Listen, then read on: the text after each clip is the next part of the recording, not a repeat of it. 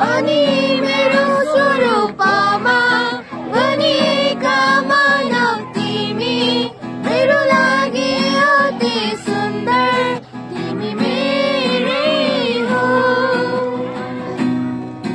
अनि मेरो स्वरूपमा बनिएका मानव तिमी, मेरो लागि अति सुन्दर तिमी मेरै हो।